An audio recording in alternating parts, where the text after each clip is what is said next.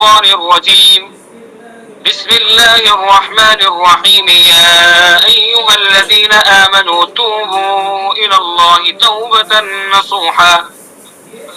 یہ ناجائز ہے. تو دو صورتیں جائز ہیں, دو صورتیں ناجائز ہیں. بات سمجھ میں آ گئی؟ بات سمجھ میں آ رہی نا؟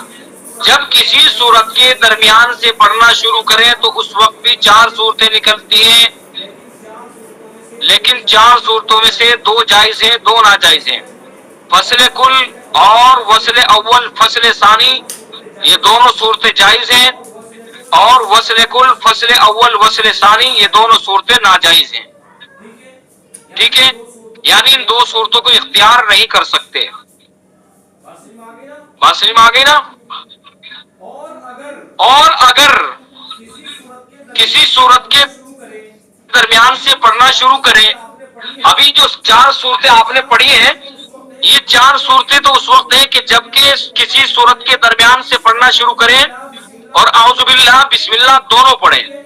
ٹھیک ہے, اور اگر ہم صرف اعوذ باللہ کے ساتھ قرآن پاک کا آغاز کر رہے ہیں اور کسی صورت کے درمیان سے پڑھ رہے ہیں تو اس وقت چار صورتیں نہیں نکلیں گی, بلکہ اس وقت صرف دو صورتیں نکلیں گی.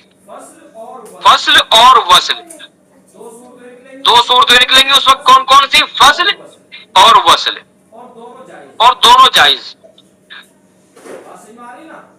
بات سمجھ میں آ رہی نا؟ فصل اور وصل دونوں جائز. فصل کے اندر کوئی شرط نہیں ہے, لیکن وصل کی صورت میں یہ شرط یاد رکھنی ہے کہ جس آیت سے ہم قرآن پاک پڑھنا شروع کر رہے ہیں اور اعوذ باللہ کے ساتھ کر رہے ہیں, صرف اعوذ باللہ کے ساتھ, تو اس آیت کے شروع میں اللہ کے مبارک ناموں میں سے کوئی نام نہ ہو. جتنے بھی اللہ کے نام ہیں, اللہ الرحمن الرحیم الملک القدوس السلام المؤمن المہیمن, جتنے بھی اللہ کے نام ہیں, تو اللہ کے ناموں میں سے کوئی نام اگر ہے اس آیت کے شروع میں تو پھر اعوذ باللہ کا وصل نہیں کریں گے. اسی طرح سے کوئی ایسا جملہ بھی نہ ہو کہ جس سے اللہ کی پاک ذات کی طرف اشارہ ہو رہا.